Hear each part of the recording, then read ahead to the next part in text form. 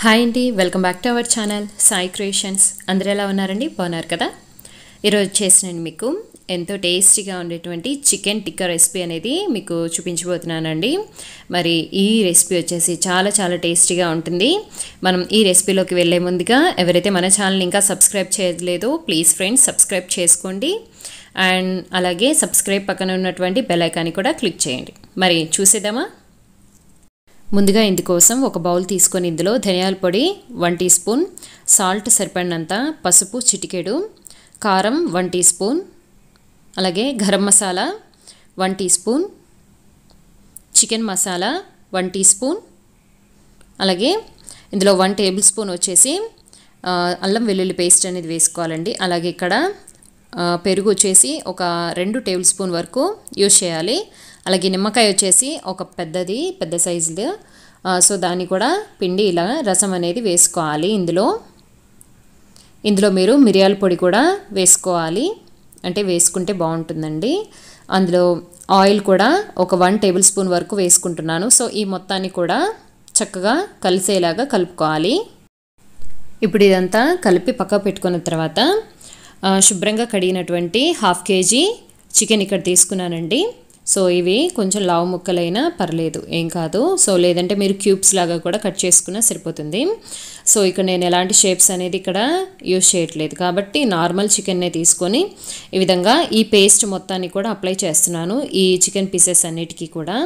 So ఇలా మొత్తం వేసుకున్న తర్వాత నేను ఇక్కడ మిరియాల పొడి అనేది వేయడం మర్చిపోయాను, సో అందుకని లాస్ట్లో వేసాను. అలాగే సాస్ కూడా వేసానండి, టొమాటో సాస్. అలాగే ఇక్కడ వచ్చేసి తందూర్ మసాలా కూడా వేసాను. సో అది కొంచెం టేస్టీగా అనిపిస్తుందని ఇవన్నీ వేసేసానండి. సో మీకు మాత్రం ఈ రెసిపీ అయితే మాత్రం చాలా సూపర్గా ఉంది. సో ఖచ్చితంగా ట్రై చేయండి. ఈ రెసిపీని వచ్చేసి మనము ప్యాన్ మీద కూడా చేసుకోవచ్చు. సో ముందుగా ఇప్పుడు వీటిని వచ్చేసి స్టిక్స్ ఉంటాయి కదండి, మనం టిక్కా స్టిక్స్ అనేవి. సో ఈ పుల్లలకి వచ్చేసి ఈ విధంగా మనము ఒక్కొక్క పీస్ని అనేది ఈ విధంగా నేను చూపిస్తున్నట్టుగా గుచ్చి మనం ఇలా పెట్టుకోవాలి. సో ఈ రెసిపీ వచ్చేసి నేను మీకు ఓటీజీ మీద చూపిస్తున్నానండి. మీకు వచ్చేసి ప్యాన్ మీద అయితే ఫస్ట్ ఒక ప్యాన్ అనేది ముందుగా స్టవ్ మీద పెట్టుకొని ఆయిల్ అనేది ఎక్కువగా అప్లై చేయండి. అంటే కొంచెం ఒక 2 టేబుల్ స్పూన్ ఆయిల్ వేసిన తర్వాత దాని మీద కూడా పెట్టుకొని చేసుకోవచ్చు. లేదంటే డైరెక్ట్గా మీరు స్టవ్ మీదనే పెట్టి, అంటే డైరెక్ట్ ఫ్లేమ్ మీద పెట్టి కూడా మనము కాల్చుకొని చేసుకోవచ్చు అండి. సో ఆ 2 రకాలుగా చేసుకోవచ్చు. సో ఏ విధంగా అయినా చేసుకోవచ్చండి. సో టేస్ట్ అనేది మాత్రము చాలా బాగుంటుంది, అంటే దేనికి దానికి డిఫరెన్స్ అనేది ఉంటుందండి. సో ఈ విధంగా మొత్తం స్టిక్స్ అన్నిటికీ పెట్టిన తర్వాత ఓటీజీ వచ్చేసి మనము 10 మినిట్స్ ముందుగానే ప్రీ హీట్ అనేది చేయాలి. సో 10 మినిట్స్ వచ్చేసి 200 డిగ్రీ మీద మనము హీట్ అనేది చేసేసుకోవాలండి. ముందు ప్రీ హీట్ చేసిన తర్వాత 25 మినిట్స్ నుంచి ఇప్పుడు స్టార్ట్ చేయాలి. 25 మినిట్స్ అనేది మనము మళ్ళీ 200 డిగ్రీ మీద పెట్టేసి మనం దీన్ని మొత్తం కూడా కుక్ అవ్వనివ్వాలి. సో మిగిలిన పీసెస్ వచ్చేసి నేను ఇలా లాస్ట్లో ఒక ఏంటంటే వెల్లుల్లి గడ్డ ఒకటి ఉంచేసానండి, అది పెట్టి అది కూడా ఫ్రై అవుతుంది కదా. సో దాంతో కూడా మనం ఏదైనా రెసిపీ చేయొచ్చు. సో ఇది వచ్చేసి ఈ విధంగా ఆయిల్ అనేది ఫుల్ అప్లై చేసేసాను. ఇలా ఆయిల్ అనేది అప్లై చేయడం వల్ల మనకు పైన డ్రైగా అయిపోకుండా మనకి సాఫ్ట్గా ఉండేలా చూస్తుంది.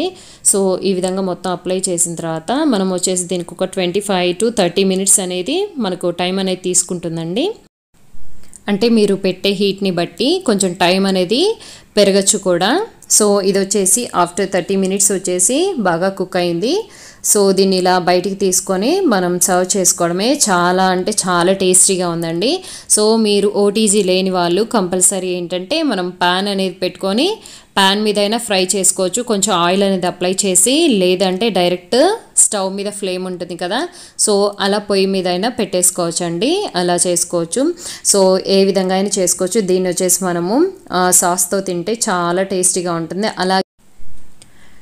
అలాగే మనం ఇందులో గార్లిక్ అనేది ఆల్రెడీ కుక్ చేశాను కదండి, ఒక ఫుల్ ఆనియన్ అదే గార్లిక్ మొత్తాన్ని కూడా ఉంచాను కదా, దాన్ని వచ్చేసి మొత్తం వెల్లుల్లి రెబ్బలన్నిటిని కూడా ఒలిచి మనము మయోనైజ్ ఉంటుంది కదా దాంట్లో ఇలా చూడండి బాగా పేస్ట్ లాగా చేసుకొని ఈ చికెన్ టిక్కాస్కి మనము వచ్చేసి టేస్ట్గా ఉంటుందండి. దీంతో నంచుకొని తింటుంటే అంత బాగుంటుంది. సో దీంట్లో కొంచెం పెప్పర్ పౌడర్, అలాగే కొంచెం కొత్తిమీర, మయోనైజ్, అలాగే ఈ వెల్లుల్లి వచ్చేసి బాగా పేస్ట్ లాగా చేసి ఈ మొత్తం కూడా మిక్స్ చేసుకొని ఇందులోకి మనం ఏంటంటే తింటే బాగుంటుందండి, టేస్టీగా ఉంటుంది.